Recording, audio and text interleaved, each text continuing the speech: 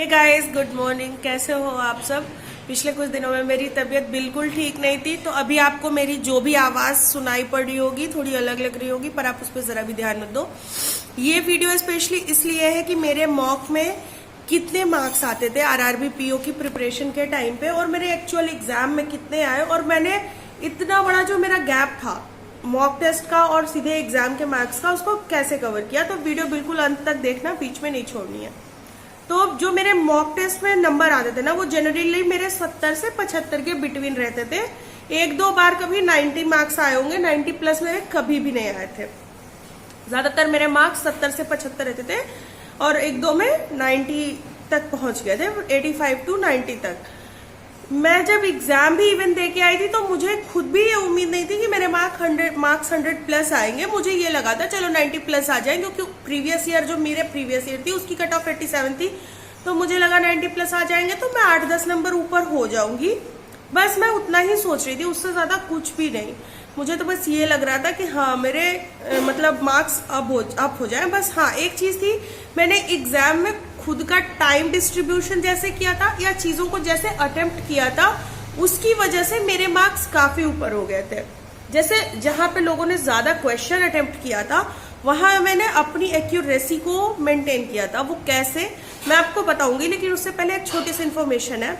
आप सब mock test use करते हो, तो आप टेक्स्ट बुक के मॉक भी यूज कर सकते हो, अच्छे मॉक्स होते हैं, और आपको 25,000 प्लस मॉक टेस्ट मिलेंगे ओवर 390 प्लस एग्जाम्स। अगर ये सारे मॉक टेस्ट आपको अवेलेबल है 299 में, बट अगर आप मेरा कोड यूज करते हो दैट इज HR10, तो वो मॉक आपको 270 में ही मिल जाएंगे फॉर ईयर। इसके साथ में ही टेक्स्ट बुक में आपको मिल जाएगा, जो बहुत मैंने हर ही चैनल से लगभग कहा था कि आप लोगों को हिंदी के पैक की जरूरत है, बट नहीं हुआ। तो अगर आप हिंदी का मटेरियल चाहते हो, फ्री मटेरियल, देखो मेरे कहने से मत जाओ, फ्री मॉक पड़े हैं, आप जाओ लगाओ, आपको खुद एग्जाम का लेवल समझ आ जाएगा। आप हिंदी के लिए मास्टर पैक में जाना, वहां 3 मॉक पड़े हैं ऑलरेडी, तो आप जाओ और उसको खरीदो। हाँ, खरीदो भी ना, आप फ्री वाले लगाओ, आपको खुद समझ आएगा कि आपको ये करना है या नहीं करना है। उन 3 फ्री मॉक्स को लगाओ, आपको काफी अच्छा फील होगा। फिर आप खुद ही उस चीज को लेने के बारे में सोचोगे। जब आप पढ़ते हो तो फिर 270 रुपीज ठीक है, मतलब देखो सबकी अपनी चॉइस होती है, मैं किसी को फोर्स नहीं कर रही। हाँ, बट आपको मैं ये बता रही हूँ, टेक्स्ट बुक आपको देता है हर एग्जाम के लिए, बैंक के तो लगभग हर एग्जाम, मतलब IBPS पीओ क्लॉक हो गया, RRB पीओ क्लॉक हो गया, SBI पीओ क्लॉक हो गया, IDBI, LIC और असिस्टेंट, LIC असिस्टेंट, AAO, और अभी FCI आपका पड़ेगा। जितने भी एग्जाम आप सोच सकते हो, या SSC वाले भी हुए, उनके भी सारे एग्जाम्स कवर्ड है। तो आप टेक्स्ट बुक के मॉक खरीदो, मेरा कोड HR10 यूज करो, 10% की छूट मिलेगी। इसके साथ में आपको वहां पे वीडियो कोर्सेज, तरह तरह के स्टडी PDF मटेरियल सब कुछ अवेलेबल है। तो आप जाओ, चेकआउट तो आप कर ही सकते हो, एटलीस्ट फ्री मॉक्स, हाँ ना, वो तो आप चेकआउट करो, आपको खुद समझ आ जाएगा। चलिए फिर आगे बढ़ते हैं। देखिए क्या था कि जब मैं एग्जाम यहाँ पे देती थी घर पे मॉक, तो मैं ज्यादा क्वेश्चंस पे रिस्क लेती थी कि ठीक है चलो, मैंने एक मशीन इनपुट जो कि मेरी ज्यादातर गलत होती है, फिर क्योंकि मैं थोड़ा डिस्ट्रैक्ट हो जाती थी वो सारे लिखने में, जो भी पॉइंट इधर से उधर होते थे। तो जैसे कई सारे आपके ऐसे टॉपिक होते हैं, आपको पता होता है कि कहाँ आपकी गलतियां हो रही हैं। जैसे जो पैसेज आता था हिंदी में, अनसीन पैसेज, पठित गद्यांश, तो मैं उसको क्या करती थी कि मैं उसके सारे क्वेश्चन सॉल्व करती थी घर पे जब मॉक देती थी। सारे क्वेश्चन सारे ही करने हैं। जब मैं एग्जाम में गई तो मेरा हिंदी जो था वो प्लस पॉइंट है। मैंने हमेशा बोला है लैंग्वेज मेरी प्लस पॉइंट है, चाहे वो इंग्लिश हो या हिंदी। तो हिंदी मेरा प्लस पॉइंट था। मैंने हिंदी को 35 मिनट दिए थे। मेरे दिमाग में एक बार की ये बात आ गई थी कि अरे इतना टाइम चला गया, ये वाली चीज थी कि मतलब 35 मिनट, क्योंकि घर पे जब मैं करती थी मेरे 15 मिनट में हिंदी का सेक्शन हो जाता था, 40 मार्क्स भी आ जाते थे अड्डा पे, ऐसा होता था। तो मेरे को इतना वो लग रहा था कि मतलब 35 मिनट चला गया। पर फिर मैंने कहा कि घबराने से तो कुछ होगा नहीं। फिर मैंने अपने क्वेश्चंस को कैसे किया था, मैं अब आपको वो बताती हूँ। जैसे अपठित गद्यांश है, तो उसके सारे क्वेश्चंस मैंने नहीं किए थे। जिन क्वेश्चंस में मैं श्योर थी कि हाँ ये होगा ही, वही किया था मैंने। फिर ऐसे ऐसे करके जब मैं हिंदी के बाद फिर मैं गई थी वापस जीए पे और कंप्यूटर पे। तो जीए पे गई, जीए में मुझे जितने समझ आए उतने मैंने किए, जो नहीं समझ आ रहे थे, जिसमें डाउट था, उसको मार्क फॉर रिव्यू करके मैं आगे बढ़ गई अपने कंप्यूटर के सेक्शन पे। कंप्यूटर ऐसी आई थी कि सच बताऊं, मैंने 10 दिन बस कंप्यूटर पढ़ी थी साहिल चराया सर से। मैंने हमेशा आपको बताया है फर्स्ट वीडियो से, सिर्फ 10 दिन में मैंने उनकी 30 क्लासेस थी वो अटेम्प्ट करी थी, तो वो पढ़ी थी और उसी के दम पे मैं कंप्यूटर देने चली गई थी। तो कंप्यूटर का, अच्छा आप लोग, कई लोग पूछते हो कि 20 मार्क्स का पेपर होता है और 25 करने के बाद 4 गलत होने के बाद भी मेरे 20 कैसे, तो वो इसलिए कि जो 20 मार्क्स का पेपर होता है वो 40 क्वेश्चंस के लिए होता है, हाफ मार्क्स के। उसका जो क्या कहते हैं कैलकुलेटेड मार्क होता है वो गलत होता, मतलब अलग होता है, वह साइड में लिखा होता है।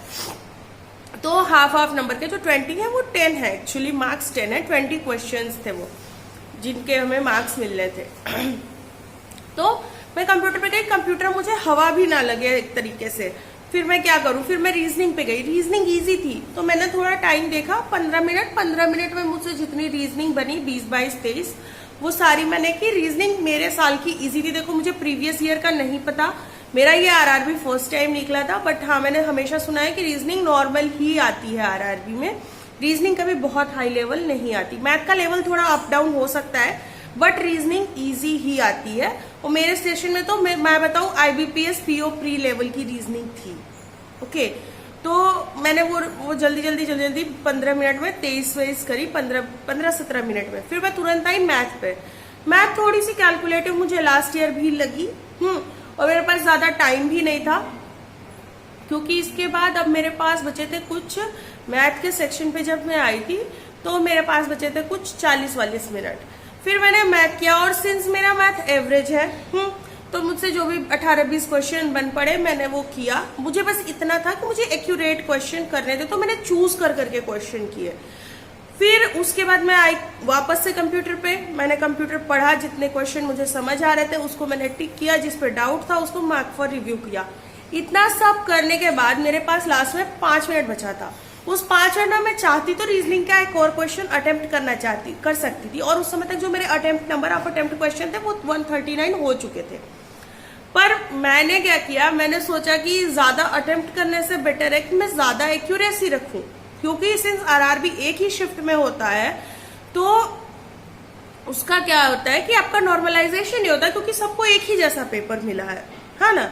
और अगर नॉर्मलाइजेशन क्यों होगा, मतलब आप समझ रहे हो, नॉर्मलाइजेशन जब तब होता है जब एक शिफ्ट हाई हो, एक शिफ्ट लो हो, मतलब एक शिफ्ट टफ आई हो, एक शिफ्ट इजी आई हो, किसी ने ज्यादा अटेम्प्ट कर लिया, तो उनको बैलेंस करने के लिए, बट वहां जरूरत ही नहीं होती। तो इसलिए मैंने क्या किया कि मैं वापस गई अपना, मुझे रीजनिंग और मैथ पता था कि मैंने एक्यूरेट ही क्वेश्चन किए हैं, तो उसमें मेरी गलतियां नहीं होंगी, 1-2 होती तो कोई बात नहीं।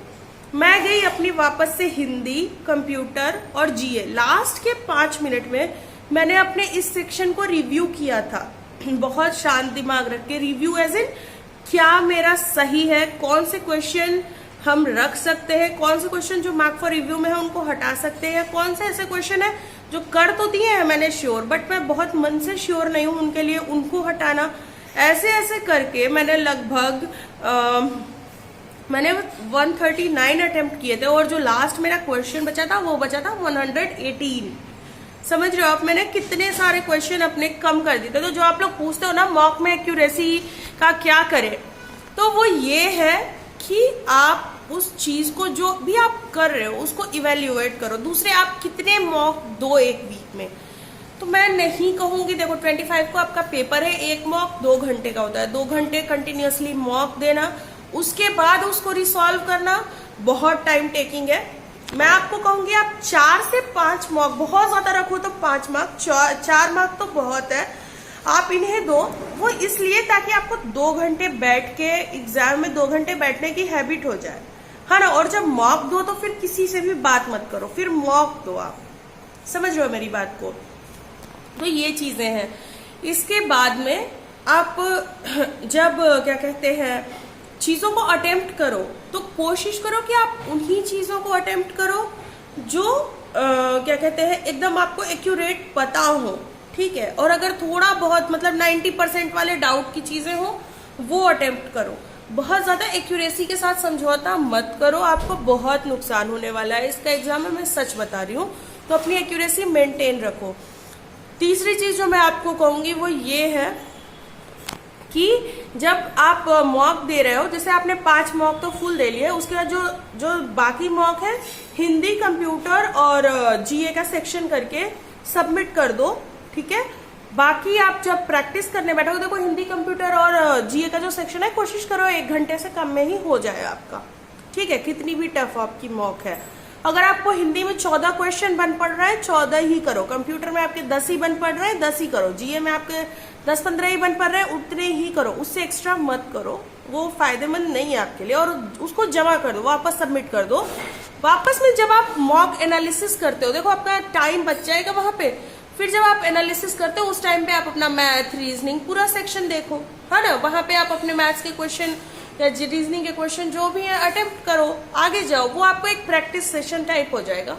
तो बस इसी के साथ में मैं वीडियो को बंद करती हूँ। आपको मतलब मेरी वीडियो को हमेशा की तरह अपना बहुत ज़्यादा प्यार करना, वीडियो पसंद आए तो लाइक करना, ज़्यादा पसंद आए तो शेयर करना, चैनल को सब्सक्राइब करना। Love and peace from me to you, bye bye and take care.